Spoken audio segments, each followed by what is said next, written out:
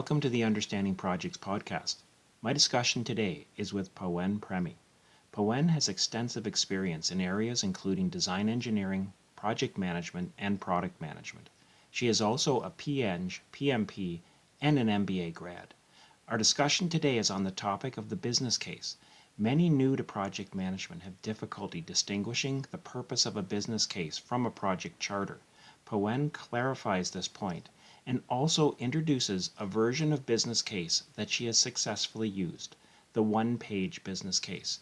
Here is Pawan Premi.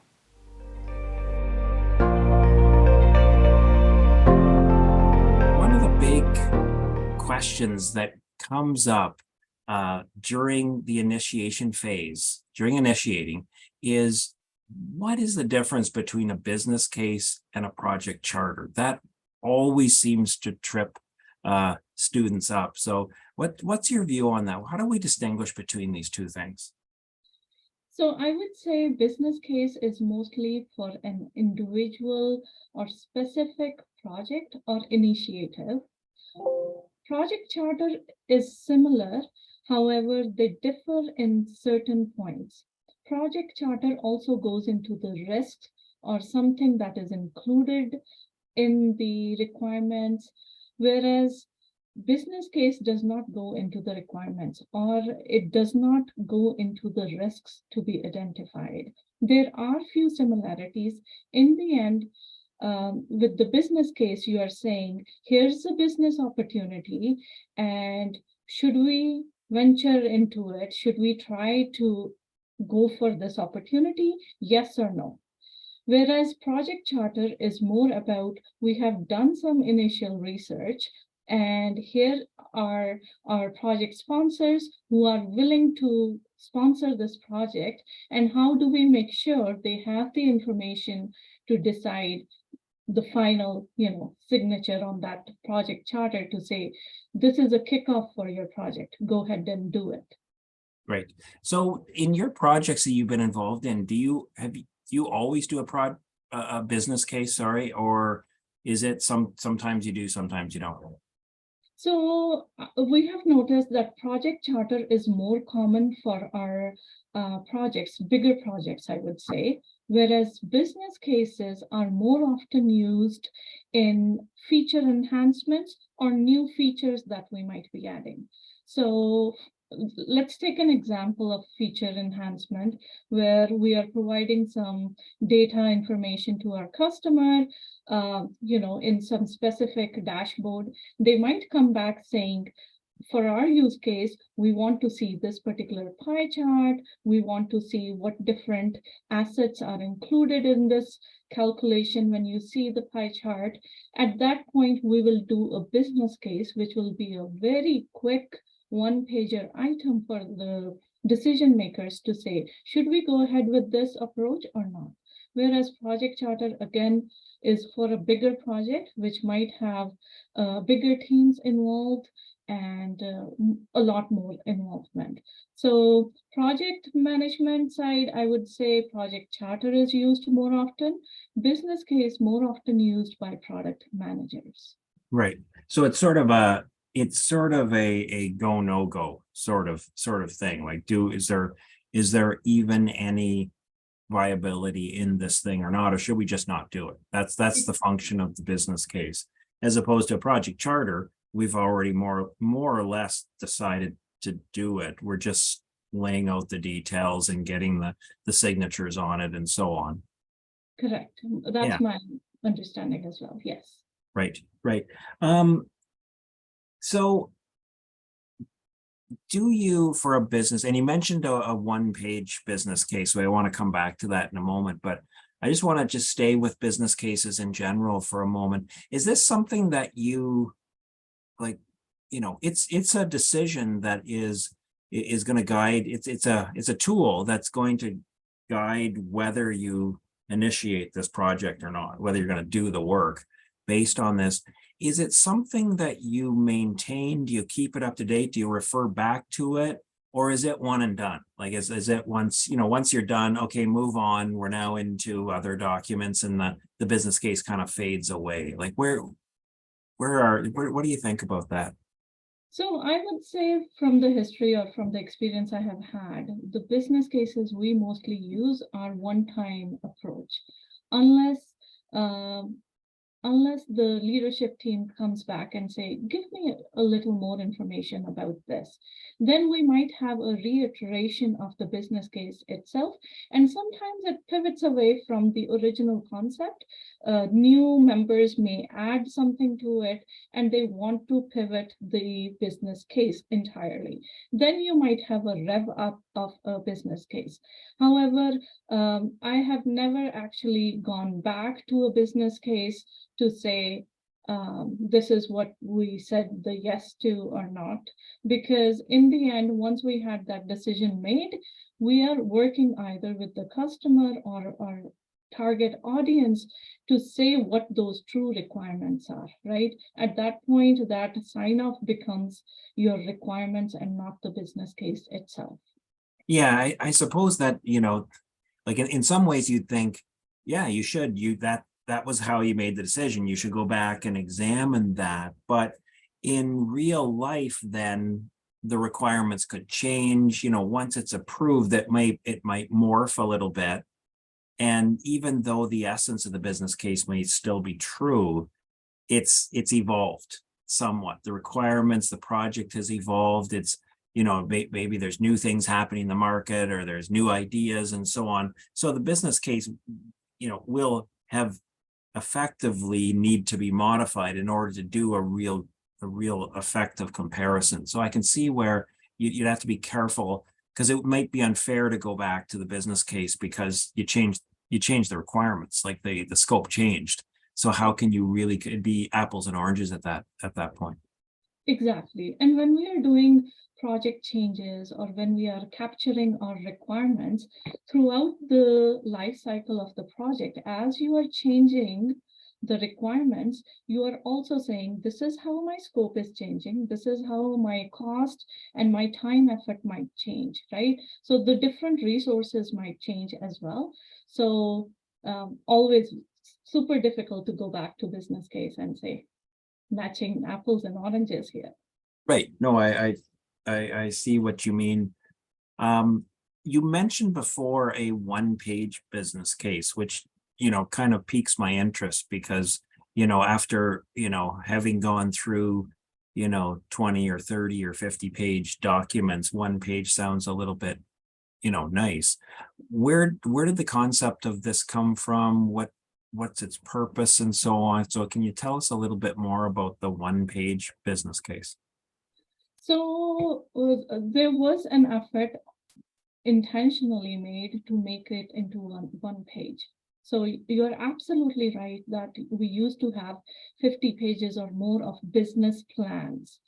Business plan goes into more detail of how you are going to eventually implement it as well. There is a lot of effort that goes into planning of that, or saying this is how I'm going to take an action.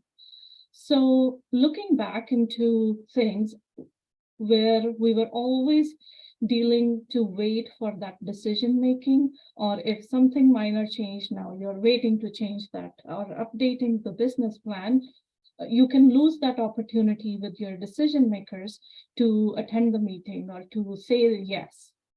So the concept came that we need one pagers where you can put this in front of the leadership team and get a quick go or no go decisions made.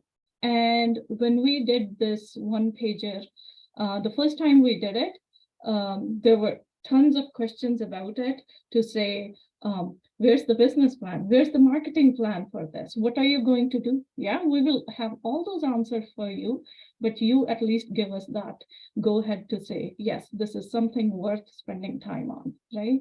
And it also saves time for the teams that are truly doing the research and putting the effort into that business plan, that they are not wasting their effort on something they truly believe to be beneficial, but the leadership may be completely on a different page. Right. I can really see the benefit of that where, even from the leadership point of view, when you're looking at a 50-page business case, you might know on the first page already either it's a yes or a no. Like it's like the decision. It reminds me of, there's a lot of a lot of research which has said that in the interview process, the interviewer knows the yes or no in the first 5 minutes, and the rest of the interview is just reinforcing whatever decision they made in the first 5 or 10 minutes of the interview. It could be the same, could be said perhaps of the business case of the leadership would be able to detect early the effectiveness of it and doesn't need those other 49 pages and all of that effort. You know, for example, if the answer is no, why spend 49 more pages? It allows organizations to be more agile, to be more able to nimble to make decisions quicker and more effectively. Absolutely agree with you. And we did notice because throughout the different, work experiences, we have implemented Lean Sigma, or we have implemented, making sure quality side of things or project side of things are more specific and to the point and concise. Otherwise, if you go into the processes and you can, these are make do works sometimes, where you can have hundreds of documents, and in the end the value that you had was probably in that first page of summary that you needed. Right. No, I agree. The more space you have, the more you can fill it. You have a sample for us to look at, so I'm just going to share the screen, and if you wouldn't mind just sort of walking us through it, bearing in mind that there are some listeners right now that won't be able to see it. So, but we'll just for those that are watching on video, we can you'll be able to see it. So I'm just going to share the screen for a second. And so yeah, this is the template that you've shared, which is the one-page business case. So perhaps if you just wanna walk us through just the main aspects of it. So I would say the business case, we decided to break it into 3 different sections. The first section is talking more about the business opportunity. What is it? What the problem statement is, what the solution is for that problem. What do we think are the existing alternatives or competitors in this product, right? So based on that business opportunity, we add few more details to it, saying who are the key partners in this? Who could we do probably a proof of concept with? And what resources would I need from my organization to make this happen? We also want to know what the key metrics would be. How are we going to measure the performance, that this is what we set out to achieve? Did we achieve it or not? And then what is it going to cost me? That's like number one thing on everyone's mind when they're signing up. So the business opportunity is one big section that covers these different questions in different categories, right? And sometimes these fields where we have business opportunity or the key resources or the key metrics, depending on that special project that you're working on or a special initiative that you're going to take, sometimes you might have to change these terms around, but it overall captures the gist of what that business opportunity is. Then comes the second part. The second part is, what is the business strategy? So in business strategy, we look at how are we of any value to our end customer? Why should the decision maker take this business opportunity and move ahead? We also want to tell the customers or our target audience, what is our unfair advantage? Are we so special that nobody can copy our product? How can we be different in this market? And then oftentimes people forget about customizations, but I would say this became a very important section for us because we wanted to show our customers how flexible we are, and whatever their needs are, can we address those needs if need be, right? So it could be a general product, but can you customize it for the customer's need? So that's encasing the business strategy, what our value proposition is, what our advantages, and then what type of customizations we can provide. the third part of this business case, which is highlighted in green for some of the sections, is what is the business tactic? How are we going to reach to our customers? What are the different ways we are going to approach using social media, having some channel partners, or would we have our direct sales team? We also cover the customer segments.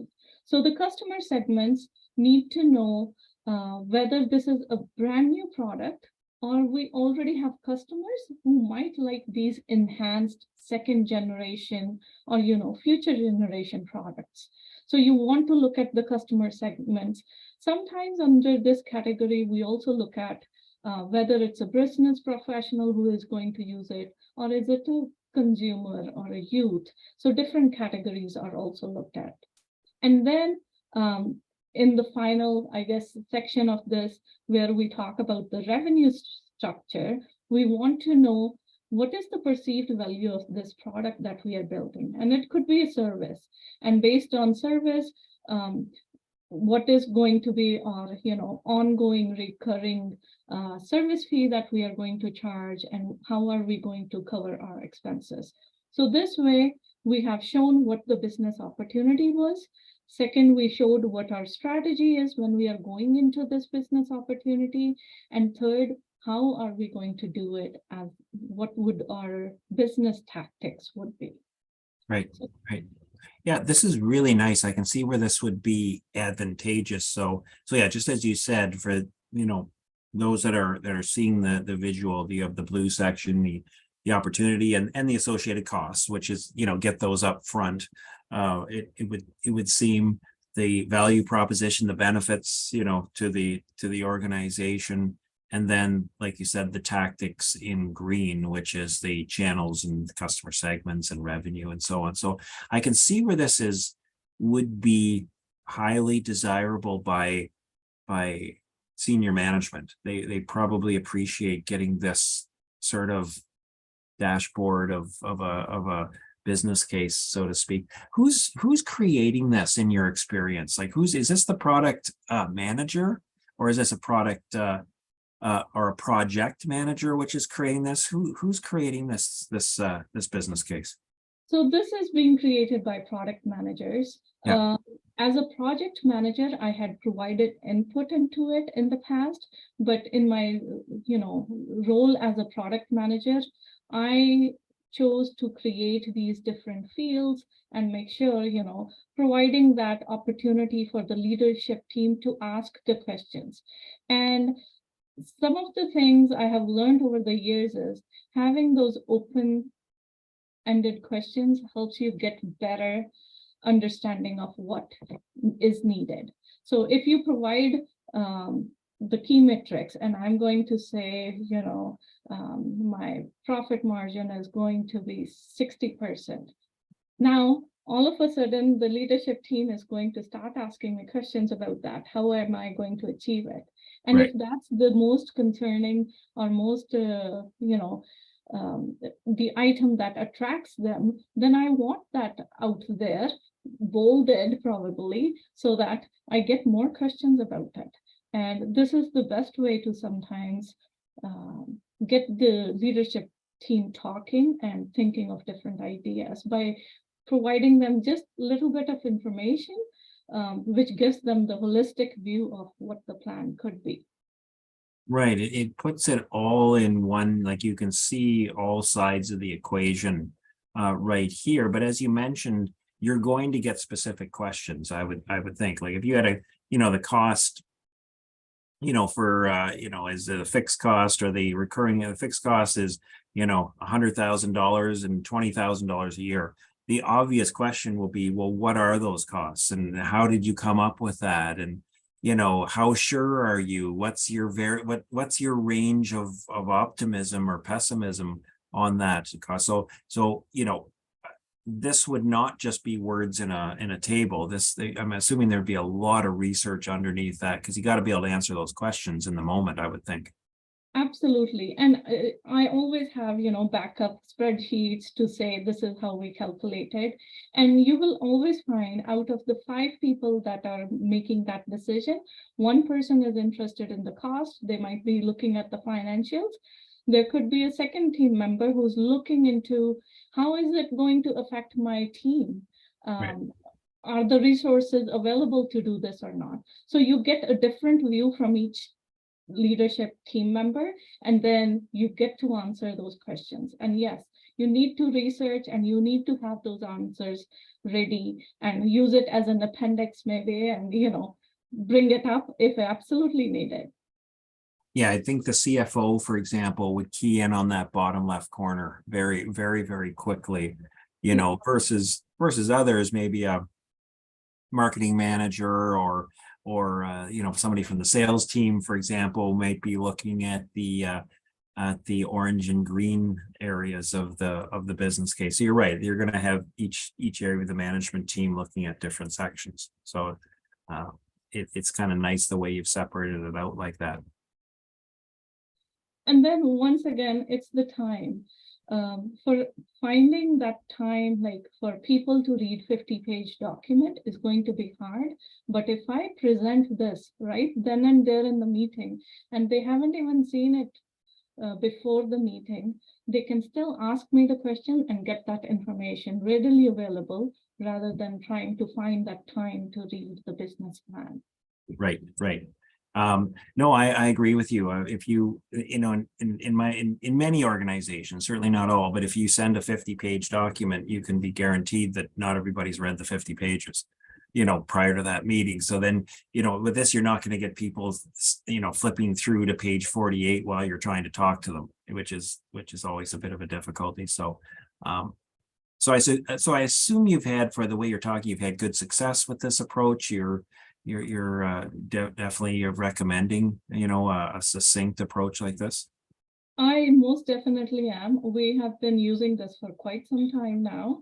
And if you go online these days, you will find, plenty of templates available, PowerPoint, Smartsheet, you name it, everyone has a one-pager available. Yeah. And you pick and choose which categories suit your product, service, or idea. Yeah, well, that's good. Well, I thank you very much, Pawan. This has been a great discussion of a business case in general, because that is a confusing topic for people new to the field of what is it and why do we do it and so on. Sometimes it's seen as being a bit mysterious. So thanks for clearing up some of the things about its purpose, but also highlighting an idea like the one-page business case. So thank you very much for this discussion. Thank you for having me. That's it for this episode. If you would like to learn more about project management, you can find my book, Understanding Project Management, A Practical Guide, on Amazon. Please also consider following Understanding Projects on your favorite podcast player or clicking subscribe on YouTube.